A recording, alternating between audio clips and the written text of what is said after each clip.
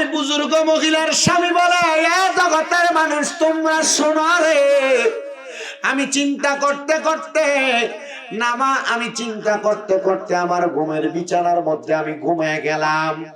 এমন টাইমে আমি হঠাৎ করে দেখতে পাইলাম আমি একটা বড় নদীর সামনে দাঁড়ানো। নদীর বড় প্রকট স্রোত, কোন একটা খড়কুটা নদীতে পড়লে সাথে সাথে টান দিয়ে এটাকে অনেক দূরে টাইনা নিয়ে যায়। আমি দেখলাম কে যেন আমার পেছন থেকে ধাক্কা দিয়া ওই নদীতে প্রেরণ করে দিতে ফেলে দিছে। ওই নদীতে ফেলে দেওয়ার পরে আমি ওই নদী থেকে উঠতে পারতেছিলাম না। হঠাৎ করে দেখলাম গো, আমি যখন ওই নদী থেকে উঠতে পারতেছিলাম না, কে জানি উপরের থেকে 5টা দড়ি আমার দিকে এমন ভাবে ছেড়ে দিছে আমি ওঠার জন্য। আল্লাহর খাস একজন বুজুর্গ বান্দা, তিনি বলেন আমার কাছে হঠাৎ করে এক ব্যক্তি আগমন করছে। উনি আমার কাছে আগমন করে এসে ডাক দিয়ে বললেন, হুজুর, আমি বড় মারাত্মক একটা স্বপ্ন দেখছি, আপনি যদি আমার এই স্বপ্নটার সঠিক একটা ব্যাখ্যা করে দেন, তাহলে আমি আজকে থেকে আমি আপনার দ্বীনের পথে চলে আসবো। সুবহানাল্লাহ নাই? কিসের পথে আসবো? দ্বীনের পথটা কি বালা না খারাপ? ওই ব্যক্তি ডাক দিয়ে বললেন, আমি হুজুরের কাছে আসার আগে 40 বছর বয়স আমার স্ত্রী আমারে কতদিন বলছে নামাজ আদায় করার জন্য, আমি নামাজ আদায় করি না। আমার স্ত্রী সদা সর্বদা নামাজ আদায় করেন, আমি আল্লাহ তাআলার অসংখ্যবার নাফরমানি করেছিলাম। আল্লাহ তাআলার দেওয়া রিজিক ভক্ষণ করার পরে আমি আমার আল্লাহ তাআলার ইবাদত করি নাই। তখন আমার স্ত্রী আমারে বারবার দাওয়াত করেছেন, গো আমার কলিজার স্বামী, আপনার কাছে আমার আবদার গো স্বামী, আপনি এখন থেকে নামাজি হয়ে যান। আমি আমার স্ত্রীকে বেশি বারবার বললে আমার স্ত্রীকে আমি আঘাত করতাম, প্রহার করতাম, মারতাম। আমার স্ত্রী সব সময় সর্বদা দাঁড়ায় আল্লাহর দরবারে নামাজ আদায় করত, রাত্র বেলা জাগনা থাকত। আমি যেই দিন আমার স্ত্রীকে মারতাম, প্রহার করতাম, আঘাত করতাম, আমার স্ত্রী আমার মাইরটা সহ্য কইরা ওই দিন রাত্রবেলা নামাজের সেজদার মাত্রাটা একটু লম্বা করে দিতেন, মানে সেজদাটা একটু লম্বা করে দিতেন। আমি যেই দিনে মারতাম, যেই দিন আমার স্ত্রীকে আঘাত করতাম, ওই দিন আমার স্ত্রীর নামাজের সেজদাটা বড় লম্বা হয়ে যাইত। আমি একদিন হঠাৎ করে আমার স্ত্রীর লম্বা সেজদাটা দেখে আমার স্ত্রীকে প্রশ্ন করলাম, গো আমার স্ত্রী, তুমি তো কোনদিন এমন ভাবে লম্বা সেজদা দিয়া নামাজ আদায় করো না, তুমি যেদিন আমি তোমার গায়ে হাত তুলি আমাকে নামাজের কথা বারবার বলার কারণে তুমি সেদিন লম্বা করে সেজদা দাও। আমার স্ত্রী আমারে জবাব দেয়, স্বামী, ও স্বামী শুনেন গো, আমি যেদিন লম্বা সেজদা দেই, যখন আপনি আমারে মারেন, তখন আমি একজন জুলুমকারীর অন্তর্ভুক্ত হয়ে যায়, মানে আমার নাম হয়ে যায় তখন মাজলুম। কোন অন্যায় ছাড়া কোন মানুষকে মারলে যে মারে সে হয় জালেম, আর যে মাইর খায় সে আঘাত সহ্য করে সে হয়ে যায় মাজলুম। স্বামী গো, আমি আপনারে নামাজের কথা বলি, দ্বীনের কথা বলি, আপনি আমারে আঘাত করেন, আপনি তখন জালেম থাকেন, আর আমি আপনার মায়ের গুলা সহ্য করি বিদায় আমি মাজলুম থাকি গো মাজলুম।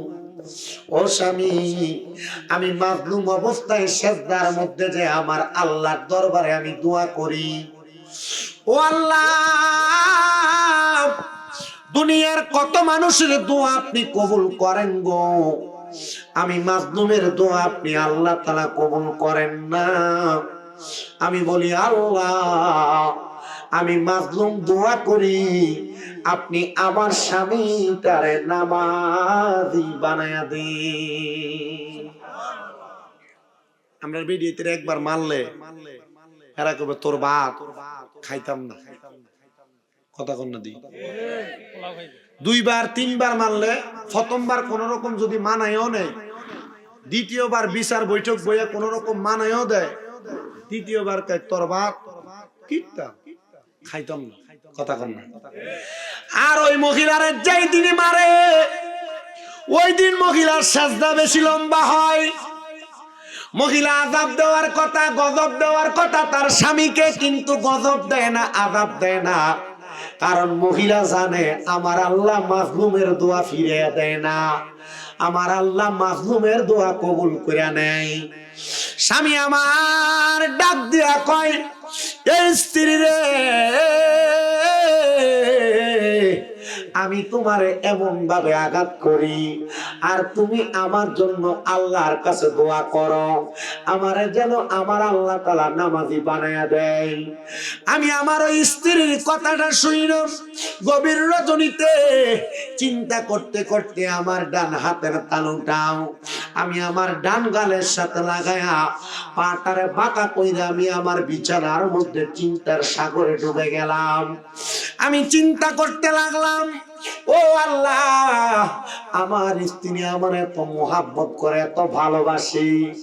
আছে দেখবেন অনেক স্ত্রী আছে যারা ধৈর্যশীল, তারা স্বামী যদি হাজার মারে, হাজার ধমক দেয়, হাজার স্বামী যদি তাদেরকে আঘাত প্রাপ্ত করে, ওই মহিলা কারোর কাছে স্বামীর নামে কোনো বিচার দেয় না। কারণ কি? কারণ কি? ওই মহিলা চায় না তার স্বামী কারোর কাছে ছোট হয়ে যাক। আমার এমন অনেক মহিলা আছে স্বামী মারা লাগে না, একটা ধমক দিলে স্বামীর নামে বানায়া বানায়া বাপের বাড়িতে মিছা কথা কইয়া 5 দিন 7 দিন 8 দিন পর্যন্ত বাবার বাড়িতে যায় পইরা থাকে। ও মহিলা, মনে রাখবা, তুমি যদি এমন কাজ করো তাহলে তুমি জাহান্নামী। বলে হুজুর কেন? আল্লাহর নবী বলেন কোন মহিলা তার স্বামীর আদেশ ছাড়া তার বাবার বাড়িতে যাইতে পারবে না। আর আমরার মহিলারা বাবার বাড়ি তো দূরের কথা, সারা হোমনা টাউন ঘুরে চলে আসে, মহিলার কোনো খবর কেউ জানে না। আর স্বামী যদি বলে তুমি কেন আমার অনুমতি ছাড়া বাহির হইছ, তখন মহিলা মুখের উপরে বলে দেয় আমি আপনার অনুমতি নেওয়া লাগবে কেন, আমি আমার মতো চলবো। শোনো গো মা, একজন জান্নাতি নেককার ফরেজগার বুজুর্গী মহিলার কথা আমি তোমাদেরকে শোনাই। ওই মহিলাটা ডাক দিয়া কয়, জগতের মানুষ, আমার স্বামী যখন প্রত্যেক সময় আমার যে আঘাত করে প্রহার করে, ওই বুজুর্গ মহিলার স্বামী বলে, এ জগতের মানুষ তোমরা শোনো রে, আমি চিন্তা করতে করতে আমি চিন্তা করতে করতে আমার ঘুমের বিছানার মধ্যে আমি ঘুমিয়ে গেলাম। এমন টাইমে আমি হঠাৎ করে দেখতে পাইলাম আমি একটা বড় নদীর সামনে দাঁড়ানো। নদীর বড় প্রকট স্রোত, কোন একটা খড়কুটা নদীতে পড়লে সাথে সাথে টান দিয়ে তাকে অনেক দূরে টাইনা নিয়ে যায়। আমি দেখলাম কে যেন আমার পেছন থেকে ধাক্কা দিয়া ওই নদীতে প্রেরণ করে দিতে, ফেলে দিছে। ওই নদীতে ফেলে দেওয়ার পরে আমি ওই নদী থেকে উঠতে পারতেছিলাম না। হঠাৎ করে দেখলাম গো, আমি যখন ওই নদী থেকে উঠতে পারতেছিলাম না, কে জানি উপরের থেকে 5টা দড়ি আমার দিকে এমন ভাবে ছেড়ে দিছে আমি ওঠার জন্য। আমি দেখলাম ওই দড়িগুলো যখন দিয়া দেয়, আমি একটা দড়ির মধ্যে ধরলাম। ধরার পর আমি যখন উপরের দিকে উঠতে লাগবো, এমন টাইমে আমি আবার নিচের দিকে চলে যাচ্ছিলাম। আমি আরেকটা দড়ির মধ্যে ধরলাম। হঠাৎ করে দেখলাম আমি আরো নিচে চলে যাই। আমি এবার আরেকটা 3 নাম্বার দড়িতে ধরলাম। আমি দেখলাম আমি আরো নিচের দিকে চলে যাই। আমি 4র্থ নাম্বার দড়িটার মধ্যে ধরলাম। আমি দেখলাম আমি আরো নিচের দিকে চলে যাই। আমি এবার 5ম নাম্বার দড়িটার মধ্যে যখন ধরলাম, আমি দেখলাম আমার উপর দিক থেকে 5টা দড়ি একসাথে টাইনা আমার নদীর কিনারার মধ্যে আইনা দাঁড় করায় দিছে। আমি এবার নদীর স্রোত থেকে বেঁচে গেলাম। জগতের মানুষ শোনো, আমার স্ত্রী আমার এলাকার সবচাইতে বড় স্বপ্ন তাবির করনেওয়ালা বুজুর্গ, যার নাম ছিল হযরত সুলাইমান শাহজুলি রহমাতুল্লাহ আলাইহি, ওনার কাছে নিয়ে গেলেন। আমার ওনার কাছে নিয়ে ডাক দিয়ে আমি বললাম, হুজুর আমি এমন একটা স্বপ্ন দেখেছি যেটার কারণে আমি বড় ভয় পাইছি। আমি কান্না করতে করতে আমি ঘুম থেকে জাগ্রত হয়েছি। হুজুর আপনি বলেন না আমার এই স্বপ্নের কোনো ব্যাখ্যা আছে নাকি? হুজুর বলে, বাবা শোনা শোনা শোনা, এই স্বপ্নটা তোমার জন্য হয়তো তোমার জীবনের সবচাইতে বড় টার্নিং পয়েন্ট। এই স্বপ্নটা তোমার জন্য তোমার জীবনের সবচাইতে ভালো একটা লক্ষণ। উনি ডাক দিয়া বলে, কেমন ভালো লক্ষণ আপনি আমারে বলেন না? উনি ডাক দিয়া বলে, শোনো অন্য কোনো কারণ না, অন্য কোনো কারণ না, যে 5টা দড়ি উপর থেকে তোমাকে রক্ষা করার জন্য নদীর মধ্যে পড়েছে, ওই 5টা দড়ি অন্য কিছু না, দুনিয়ার কোন স্বাভাবিক দড়ি না। ওই 5টা দড়ি হইল আমার মনিবের দরবার থেকে তার বান্দাকে রক্ষা করার জন্য। 5 ওয়াক্ত সালাত, 5 ওয়াক্ত সালাত, ওই 5 ওয়াক্ত নামাজের উপরে ভিত্তি কইরা আমার আল্লাহ তাআলা তুমি বান্দারে সিগন্যাল দিয়ে দিছে, বান্দা যদি 5 ওয়াক্ত নামাজ তুমি না ধরতে পারো তাহলে তোমার জীবনটা বিপন্ন, তোমার জীবনটা বিটা হয়ে যাবে। আর যদি 5টা দড়ি ধরতে পারো তুমি নাজাতের একবারে ধার প্রান্তে চলে যাবে। মানে তুমি যেমন ভাবে নদীর পাড়ে যা দাঁড়াইছো 5টা দড়িতে ধরার কারণে, ঠিক তেমন ভাবে 5 ওয়াক্ত নামাজ পড়ার কারণে আমার আল্লাহ তাআলা তোমাকে জান্নাতের একবারে কাছে নিয়ে রাখবে। ও মায়ার নবী, রাহমাতুল লিল আলামিন নবী, কিন্তু যারা নামাজ আদায় করে না আপনি বলেন না তাদের জন্য কি কি শাস্তি রেডি করা হয়েছে? নবী আমার বলেন, উম্মতের দলেরা শোনো, 1 নাম্বার আউয়ালু মা ইউহাসাবু বিহিল আবদি ইয়াউমাল কিয়ামাতিস সালাহ। কিয়ামতের ময়দানে সর্বপ্রথম আমার আল্লাহ তাআলা নামাজের হিসাব নিবে, নামাজের হিসাব। বলে হুজুর কি বলেন? কবরে তো প্রশ্ন করবে 3টা, মান রাব্বুকা ওয়া মান দীনুকা ওয়া মান নাবিয়ুকা। এই 3টা প্রশ্নের জবাব দিতে পারলেই তো জান্নাতি। পর্দার অন্তরালের মা, এ হোমনা রামপুর এলাকার বাবা, আপনারা তো জানেন কবরে প্রশ্ন 3টা, কিন্তু আপনি কি জানেন আমার আল্লাহ তাআলা কাল হাসরের ময়দানে একটা মানুষকে 5টা বিষয়ে প্রশ্ন করবে, 5টা বিষয়ে। ওই 5টা বিষয়ের প্রশ্নের জবাব যদি আপনি না দিতে পারেন 1 কদমও সামনে বাড়াইতে পারবেন না। বলে হুজুর 3টা প্রশ্নের পরে আরো 5টা প্রশ্নের জবাব আমার দেওয়া লাগবে। বলে হ্যাঁ, 3টা প্রশ্ন আপনার স্বাভাবিক প্রশ্ন, কিন্তু কবরের মধ্যে হাসরের ময়দানে যে 5টা প্রশ্ন করা হবে এর মধ্যে 1 নাম্বার আমার আল্লাহ তাআলা প্রথম যে হিসাবটা নিবে ওই হিসাবটা হলো নামাজের হিসাব, ওই হিসাবটা হলো নামাজের হিসাব, ওই হিসাবটা হলো নামাজের হিসাব।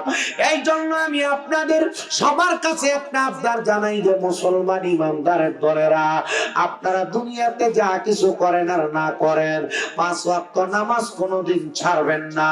বলে হুজুর কেন কেন ছাড়বে না? বলে নামাজ তোমার সঙ্গের সাথী, নামাজ কবরের বাতি, নামাজ তোমার সঙ্গের সাথী, নামাজ কবরের বাতি। এই নামাজে হবে 2 কোণ পার, বলেন এই নামাজে হবে 2 কোণ পার। ওরে না পড়িয়া গেলে নামাজ জীবনে তোমার হবে রে নাশ, না পড়িয়া গেলে নামাজ জীবনে তোমার হবে রে নাশ, বৃথা যাবে এই নাবব জিন্দেগি জগৎবাসী। নামাজে পড়ো ওরে তাড়াতাড়ি, বলেন নামাজে পড়ো রোজা রাখো সবই জগৎবাসী, নামাজে পড়ো রোজা রাখো সবই। ইমান আর আমল ভাই কোনো কিছু তফাৎ নাই, ইমান ছাড়া আমলের দাম নাই। ভাই বলেন ঈমান সারা আমলের দাম নাই, ঈমান আর আমল ভাই কোনো কিছুর তফাৎ নাই, আমল সারা ঈমানের দাম নাই। ওরে ঈমান আর আমল লইয়া যাইতে পারলে কবরেতে, ঈমান আর আমল লইয়া যাইতে পারলে কবরেতে শান্তি পাবে ওই দুনিয়ায় জানি জগৎবাসী।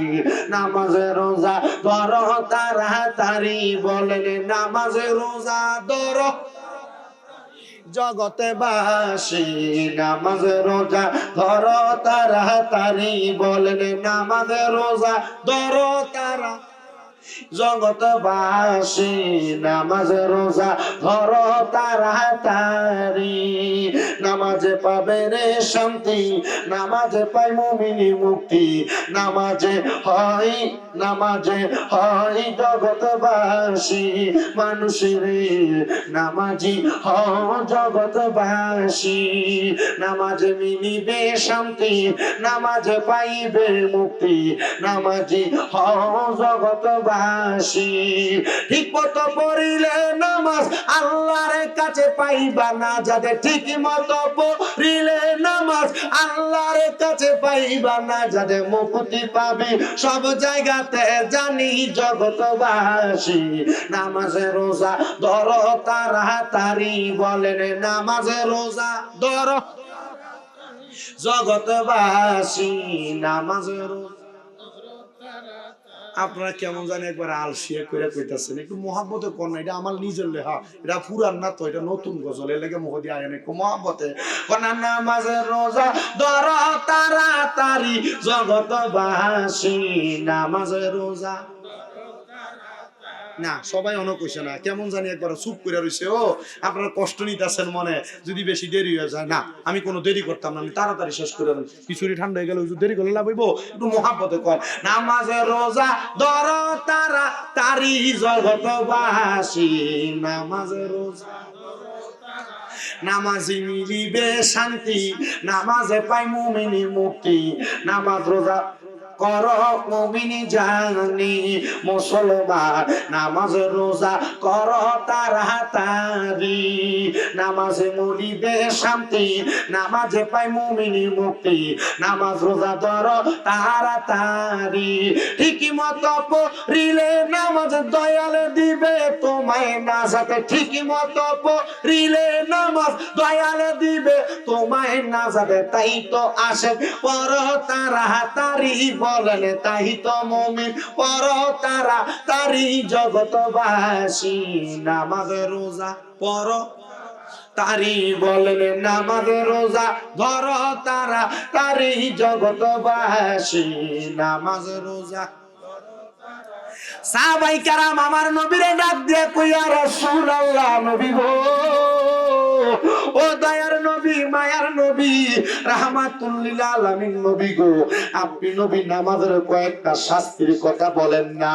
যারা নামাজ পড়ে না, যারা বেনামাজি, তাদের কয়েকটা শাস্তির কথা বলেন না। আমি মিশকাতুল মাসাবিহ কিতাবুস সালাত অধ্যায় পড়া আমি নামাজের 7টা শাস্তির কথা আমি পড়া পাইলাম। বলে হুজুর কোন শাস্তির কথা পাইলেন? আল্লাহর নবী কয়, 1 নাম্বার দুনিয়ার জমিনে যারা নামাজ পড়ে না, আমার আল্লাহ তাআলা তাদের হায়াত কমাইয়া দেয়। কিতা কমা? নামাজ না পড়লে কি কমে? আপনি বেশি দিন বাচ্চা থাকবার লাগে বালাবুরা খান, কিন্তু হিন্দে হায়াত কমে যাবে। কারণ কি? কারণ বালাবুরা খাওয়ানোর লেগে টেহা কামাই করতে যায়, নামাজ ছেড়ে দেন। মজা করে সকালবেলা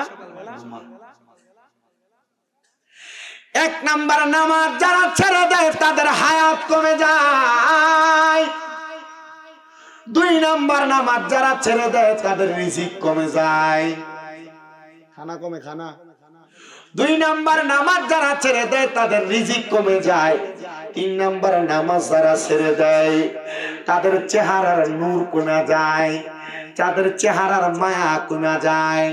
ও বাবা, আপনার এলাকার মসজিদের মুয়াজ্জিন, আপনার এলাকার মসজিদের ইমাম চেহারাটা কালা, কিন্তু দেখবেন এরা দেখতে বড় মায়া মায়া লাগে। কারণটা কি জানেন রে?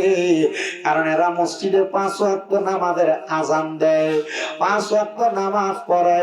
এই জন্য আমার আল্লাহ তাদের চেহারাতে নূর বাড়ায়া দেয়।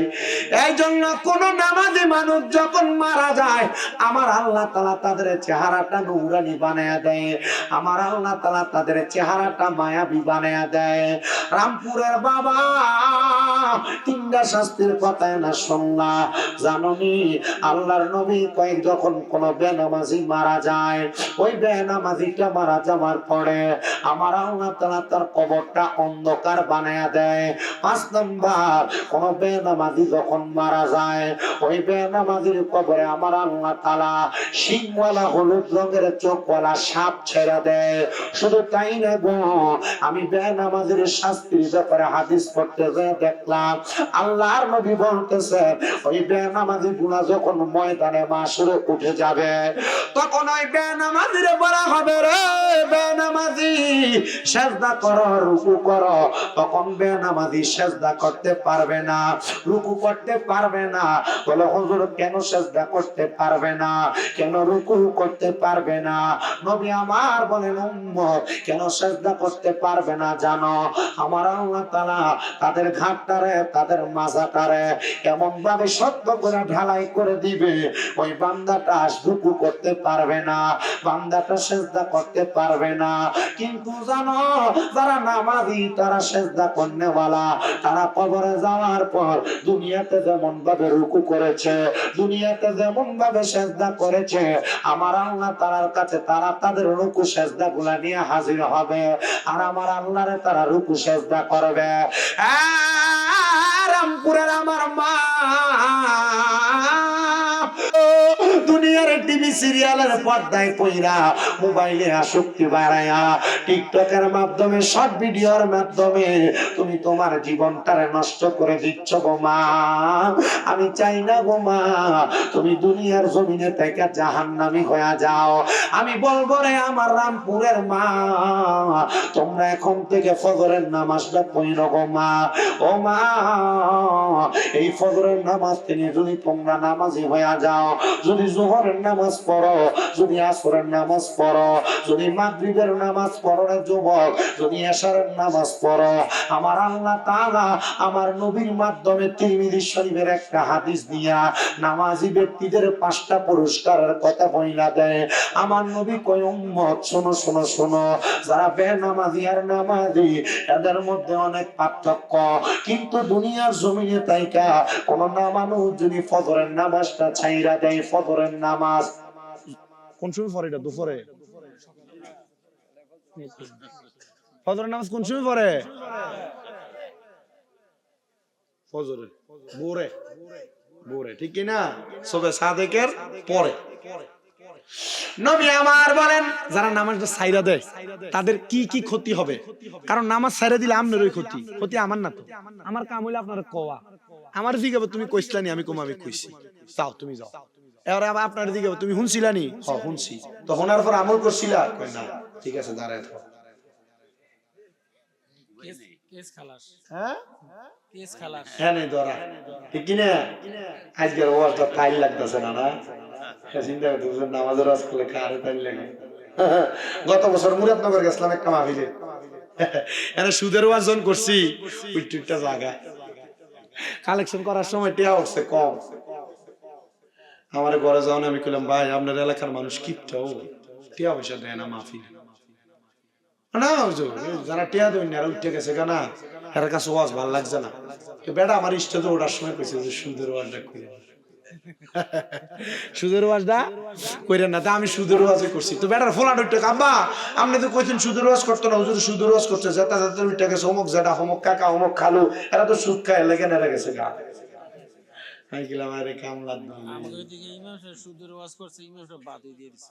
ইমাম সাহেব সুদের ওয়াজ করছে বলে বাদ দিয়ে দিছে। সভাপতি বাদ দিয়ে দিছে।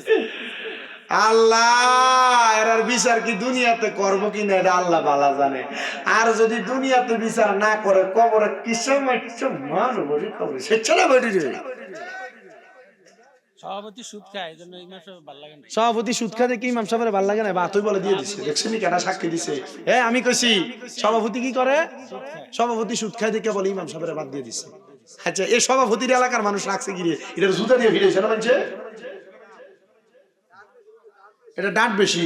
এটা সভাপতি বানাইছে কেন? এটা জানে না সুদ খায় ঘুষ খায় হারাম খুঁটিতে মসজিদের সভাপতি বানানো যাইতো না? কালে গিয়া বল হুজুর না মসজিদে 60 ডালের সময় যে রটি লাগছে এটা সভাপতি। পাওয়ার হাউস কথা কয় না খা। ইমাম সাহেবের হুজুর বেতনটা তো সভাপতি দেয়, তো সুদের টাকা দিয়ে বেতন দেয়। তোমরা এমনটা নামাজ হয়েছো কি লেগা? এই ইমামের পিছনে নামাজ চলে, তোমরা নামাজ হইতো না। সভাপতি বাদ দাও, ইমাম বাদ দেওয়ার আগে। কারণ হারামখোর, সুদখোর, ঘুষখোর, বদহাদম মানুষের পরের হক মাইরা খাওয়ান না ব্যক্তিরে মসজিদের সভাপতি বানাইবা, ইমাম বাদ দিবা। ইমাম উচিত কথা কইলে ইটা সভাপতি মসজিদে রাখো না। আর যদি রাখো আরেকটা ইমাম যদি আইন্য নামাজ ছড়াও, ওই ইমামের পেছনে নামাজ হইতো না। কারণ তোমরা সুদখোরের টাকা দিয়ে ইমামের বেতন দেবে।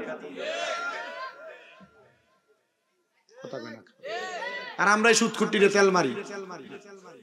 কথা কয় না কেন? ঠিক না বেঠে? এই দুষ্কুটিরে তেল মারো। টেহা টেহা যেটি সুদকুর ঘুষকুটিরে তেল মারে এটি আরো বড় না। সুদকুরে যতলা কিসে খাইব এটি কবরে গেলে আর সাইটারে বেশি করে খাইবে দিচ্ছে। শয়তানের দল কোন শয়তান। আমি 10 টাকা সুদ খাই, তোরা আমার 10 টাকা কম দিস কি লেগে? হ্যাঁ আমার ফারানটা কম ফারাইবো? হ্যাঁ সুদ কয়টা সুদ করে সুদ করে বলে কয় যে আমি 10 টাকা সুদ খাই, তো তোরা আমার 10 টাকা কম দিস কি লেগে? আমার কি কবরে গেলাম আর টাকা কম মারবো? আমরা এলাকার এমন এক সুদখোরের কথা কই, ওনার একটু মনোযোগ দিয়া। নিজে মনে আছে নি ঘটনাটা? আমরা এলাকার এক সুদখোর সুদ খায়। তা আমরা এলাকার যে বেড়া এবারে থেকে সুদের টাকা হলো 5 লাখ। কয় লাখ? কথা কেন? কয় লাখ? 5 লাখ টাকা হইছে। 5 লাখে প্রতি লাখে 30,000 করে বছরে। তাহলে এই 5 লাখে কত? 1.5 লাখ টাকা। এখন এদের সুদের টাকা হয়েছে, এই সুদের টাকা বাড়তে বাড়তে 12 লাখ 12.5 লাখ টাকা হয়েছে।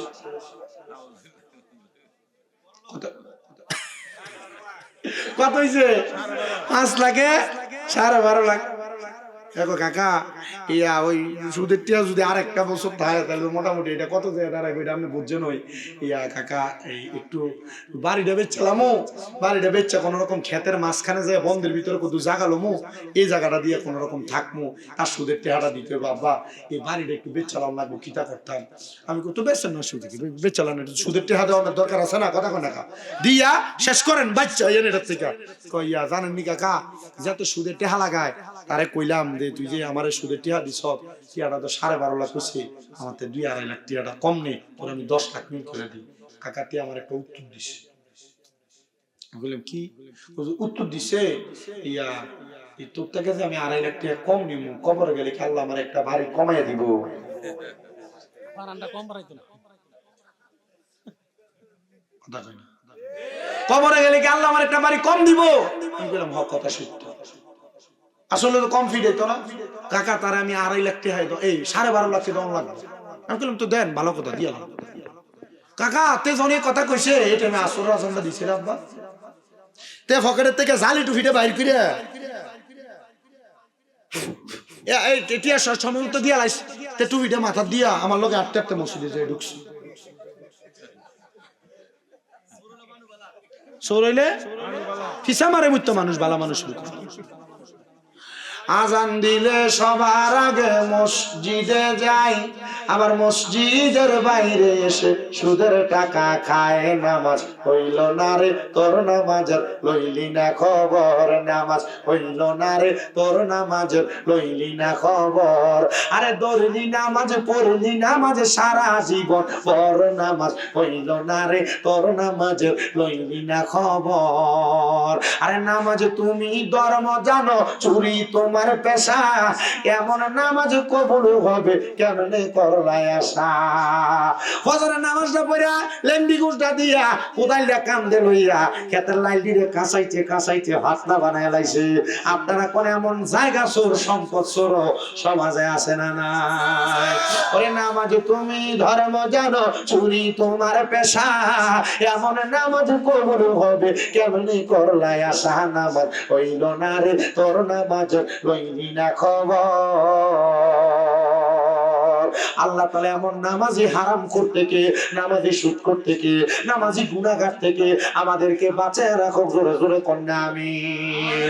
এই সোশ্যাল মিডিয়ার মাধ্যমে যারা শুনতেছো, এই সোনার বাংলাদেশের সুদ করে না, সোনার বাংলাদেশের ঘুষ করে না, সোনার বাংলাদেশের হারাম করে না, ভাই ভাতিজার জমি মাইরা খাওয়াইনারা, মানুষের ঠগাইনারা, আমি তোমার কাছে বলি, পরের হক মেরে খায়া খায়া তোমরা যত নামাজ পড়ো না কেন, পরের হক মেরে খায়া খায়া তোমরা যত রোজা রাখো না কেন, পরের হক মেরে খায়া খায়া তোমরা যত ইবাদত করো না কেন, দান সদকা করো না কেন, এটা আমার আল্লাহর দরবারে কবুল হবে নুন আলিফ জবর না।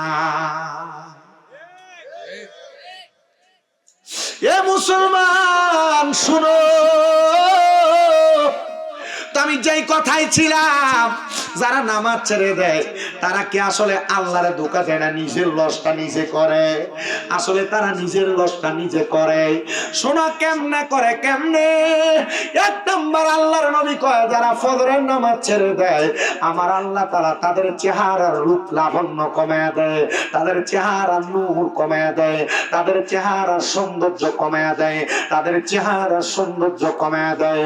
নবী আমার বলেন, উম্মত শুনো, দুই নাম্বার যারা যোহরের নামাজটা ছেড়ে দেয়, ওই যোহরের নামাজ ছেড়ে দেওয়ার কারণে আমার আল্লাহ তাআলা তাদের রিজিকটা কমায়া দেয়।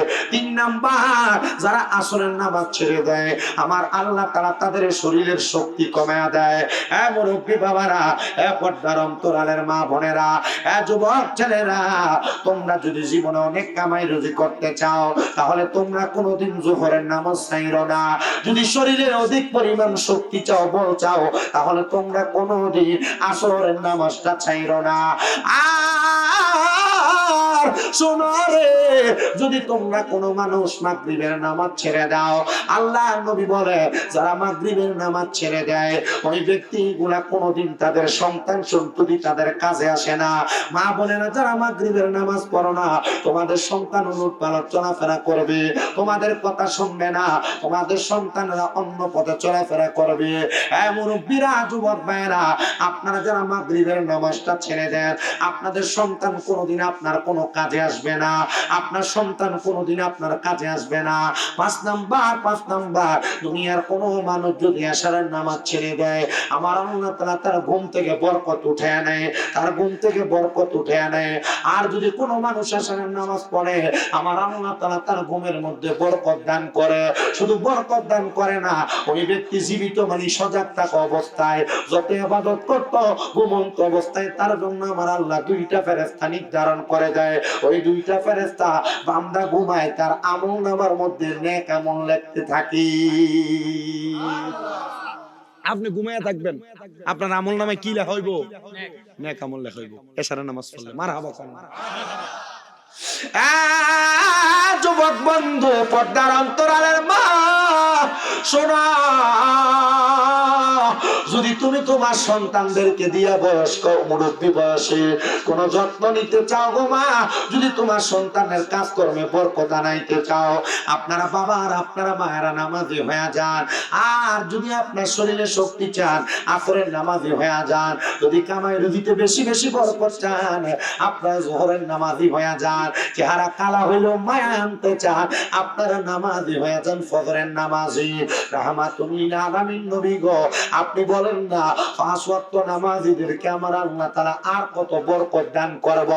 নবী আমার বলেন আল্লাহ তাআলা কি বরকত দান করবে জানো? আমার আল্লাহ তাআলার কোন বান্দা যদি পাঁচ ওয়াক্ত নামাজি হয়ে যায়, যখন ওই বান্দাটা রূহ কবজ করার জন্য আজরাইল আলাইহিস সালাতু ওয়াস সালাম দুনিয়াতে আগমন করবে, ওই বান্দার কপালের মধ্যে হাত দিবে রূহ নেওয়ার জন্য। বান্দার নামাজের সিজদাগুলা ডাক দিয়ে বলবে, আজরাইল আমার রূহ তুমি কপাল দিয়া নিতে পারবা না।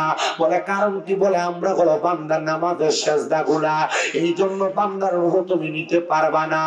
আর যখন কোন নামাজি বান্দা কবরে যাবে, ওই কবরে যাওয়ার পর নামাজি বান্দা দেখবে আমার আল্লাহ তাআলা অসংখ্য অগণিত রহমতের ফেরেশতা দিয়া ওই বান্দারে কবরের মধ্যে স্বাগতম জানায়। নামাজ কেন পড়ো না? নামাজি কেন হও না? এ মুসলমান, তোমাদের কাছে আমি করে ধরে আবদার জানাই, নামাজি হও, নামাজি হও, নামাজি। নবী আমার বলে শুধু নামাজিরা কবরে শান্তি পাবে না, হাসরের ময়দানে যখন কোন নামাজিরা যাবে, আমার আল্লাহ তাআলা নামাজিদের চেহারাটারে অন্যান্য হাসরবাসী থেকে চেহারা আরো উজ্জ্বল করে দিবে। নবী গো কেন, কেমন করে উজ্জ্বল করে দিবে? আমার নবী কয়, নামাজিরা 5 ওয়াক্ত নামাজের ওযু যখন করে, ওযু কইরা তাদের মুখমণ্ডল ধৌত করে, আমার আল্লাহ তাআলা ওই 5 ওয়াক্ত নামাজের ওযু করার কারণে তাদের কপালের মধ্যে নূর পয়দা করে দেয়, তাদের কপালের মধ্যে নূর পয়দা করে দেয়। ওই নূর দেখার কারণে হাসরবাসীরা প্রশ্ন করবে, ওগো ফেরেশতারা, এরা কারা যাদের চেহারাটা নূরানি দেখা যায়? ফেরেশতারা জবাব দিবে, তারা আর কেউ না, এরা হলো উম্মতে মুহাম্মদের মধ্যে যারা নামাজি ছিল, পাঞ্জেখানা মুসলমান ছিল, তারা হলো ওই ব্যক্তিরা। ও মানুষ শোনো, আল্লাহর নবী বলে, যে দুনিয়ার মানুষের ইবাদতের মধ্যে নামাজ নাই, তার ইবাদতের কোনো দাম নাই। এবার হাসরের ময়দান থেকে নামাজিরা যখন ফুলসিরাতের মধ্যে, নামাজিরা যখন মিজানের সামনে যাবে, আল্লাহর নবী কয়, দুনিয়ার কোন মানুষের আমলনামার মধ্যে যদি নামাজ নামক ইবাদতটা থাকে আর বাড়তি কোন নফল ইবাদত থাকে, ওই ব্যক্তির মিজানের পাল্লার দাড়ি পাল্লাটা অনেক নিচে হয়ে যাবে, মানে দাড়ি পাল্লাটা ভার হয়ে যাবে। আর ফুলসিরাতের সামনে যখন নামাজিরা যায় দাঁড়াবে, দুনিয়ার মানুষ জানে ওই ফুলসিরাতটা বড় চিকন, বড় চিকন, বড় চিকন, তরবারি চাইতে ধারালো। কিন্তু যখন নামাজি নামাজি নামাজি ওই বান্দাটা ফুলসিরাতের সামনে যায়, ফুলসিরাতটা তার কাছে কঠিন মনে হবে না, তারা ফুলসিরাতটা একবার 20 দিন মতো পার হয়ে যাবে। রাহমাতুল লিল আলামিন নবী বলে, নামাজি যারা 5 ওয়াক্ত নামাজি, পাঞ্জেখানা নামাজি, পাঞ্জেখানা নামাজিরা নামাজ যখন আদায় করবে রে বাবা, নামাজ আদায় করে ফুলসিরাতটা যখন পার হয়ে যাবে, ফুলসিরাতটা পার হওয়ার সাথে সাথে জান্নাতের 8টা দরজা আমার আল্লাহ জান্নাতীদের জন্য খুলে দিবে। কয়টা দরজা? জোরে কয় না রে? 8টা দরজা খুলে দিবে। নবী আমার বলেন, উম্মত শোনো, শুধু 8টা দরজা খুলে দিবে না, আল্লাহ রহমতের ফেরেশতারা ডাক দিয়ে বলবে, রে হে উম্মতে মুহাম্মদী, হে উম্মতে মুহাম্মদী, জান্নাত